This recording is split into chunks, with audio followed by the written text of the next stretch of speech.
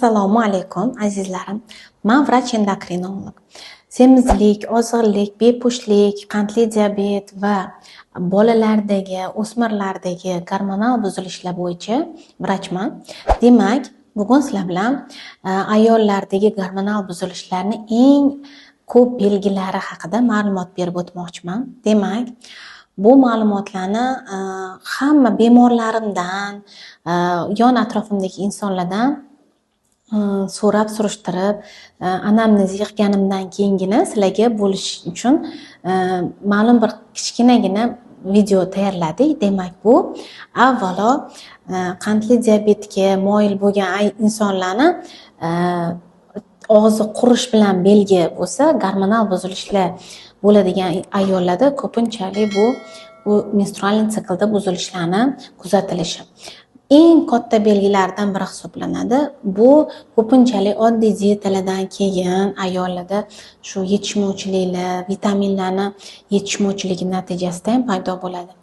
Keyingi belgi bu hayzda og'riqlarni paydo bo'lishi. Hayz kelishidan oldin insonda, ayollarda ayniqsa qorin sohasida og'riqlarni ozgina simirlovchi bo'lishi normal, lekin bularni kuchli bo'lishi, belligi berilishi, oyoqlarga berilishi bu norma emas. Bu sizda gormonal buzilishlar ketayotganligini, endometrioz, mioma yoki har xil darajadagi o'zgarishlar bachadonda bo'layotganligini ko'rsatishi mumkin.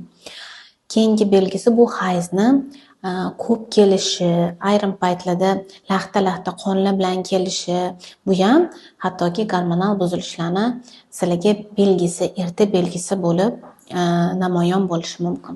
Demak, bu belgilarni paydo bo'lganida nafaqat ginekologga, balki endokrinologga ham murojaat qilsanglar bo'ladi. Keyingi belgisi bu yuzlardagi o'zgarishlar. Ayollar teridagi qurilishlarni va doimgi mana marshinka, o'sha ajinlarni paydo bo'lishini, bu oddiy, bu normal holat, ya'ni yosh o'tishi bilan paydo bo'ladigan o'zgarishlar deb o'ylashadi, lekin buni yosharishi ko'pchiligi belgi bermaydi. Bu erta belgi, ya'ni qalqonsimon bezda o'zgarishlar bor bo'lsa, yod yetishmovchiligi, anemiya, ferritinning pastligi va sizda qon aylanishini buzilishi ham hattoki buni erta belgilaridan biri, ya'ni o'sha ajinlarni paydo bo'lishiga olib keladi. Chunki qalqonsimon bez gormonlarimiz bizani yoshartiruvchi, bizani terilarimizga elastiklik, tozalik, chiroylilik beradigan, yaltillab turishiga yordam beradigan gormonlarni o'zidan chiqaradi va bu bizga juda ham chiroyli ta'sir etadi. Ayollik gormonlarini yetishmovchiligi ham ajinlarni ko'payishiga olib keladi, quruqlikka olib keladi va bu ham sizlarga o'sha terini yaltillab turmasligiga, ko'zlaringlardagi yonib turishi, yo'qolishiga olib kelishi mumkin. Buni ham endokrinologga borib albatta maslahatlashsanglar bo'ladi. Bu sizlarga erta belgilardan biri bo'lishi mumkin. Demak, keyingisi bu semizlik.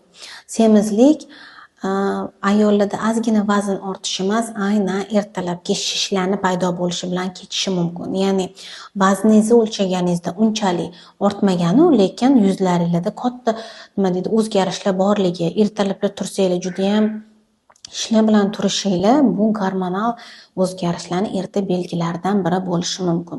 Yana bir belgi bu sochlarning to'kilishi, tirnoqlarning mo'rtligi, oyoqlardagi og'riqlar. Bularning hammasi ayrim paytda qalqonsimon bezda o'zgarishlar, ayrim paytda esa sizni D vitamini yetishmovchiligi yoki gormonlaringizda o'zgarishlar borligini ko'rsatadi. Keyingi erta belgilardan biri bu striyalar, ya'ni turli qizil dog'lar. Terilaringlarni qarasanglar, semiz ayollarda ayniqsa ko'p kuzatiladi va qizlarda juda ham ko'p ko'raman. Bu qizil va bunaqa ilonsimon dog'lar. Bularni ayniqsa bel sohalarida ko'p bo'lishi gormonal buzilishlarni erta aniqlash uchun bizga yaxshi yordam beruvchisi hisoblanadi. Buni albatta buyrak usti bezi bilan va turli gormonlar bilan bog'liqligini endokrinologlar juda yaxshi bilishadi. Demak, keyingi belgisi bu insonni ochlik, to'qlik hislarini o'zgarib qolishi, ya'ni ovqat yesanglar ham xuddi ovqat yemagandek tuyulish yoki tez to'yib qolish hissi yoki ishtahani o'zgarib qolishi, bular ham hattoki gormonal buzilishlarda kuzatilishi mumkin. Shishlar oyoqlardagi shishlar, yuzdagi shishlar, qo'llardagi shishlar va menstrualniy siklga bog'liq holdagi shishlar, bular ham gormonlarni buzilayotganligini erta belgisi, signal bo'lishi mumkin. Hozirda juda ham ko'p uchrayotgan narsalardan biri bu sochlarni oqarishi.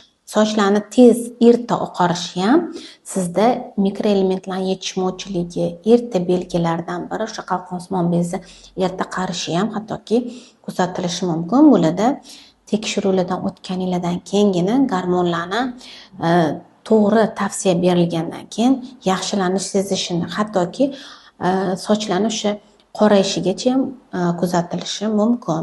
Erta belgilardan tez signal beruvchi belgilarni ayollar juda ham tez sezishadi. Bu erkak va ayol munosabatlarining o'zgarishi, erkakning oldida o'zini yaxshi his qilmaslik, juda tez jahldorlik, asabini tez buzilib ketishi, erkakning hatto hidini yomon sezish va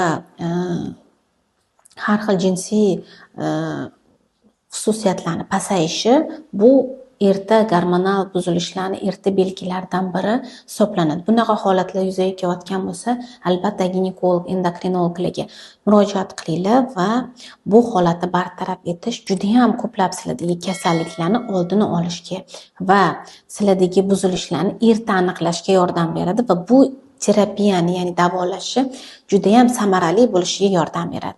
Men vrach endokrinolog sizlarga juda ham ko'plab ma'lumotlar berishga harakat qilaman. Savollaringiz bo'lsa, albatta izohlarda qoldiring va menga obuna bo'lishni unutmang.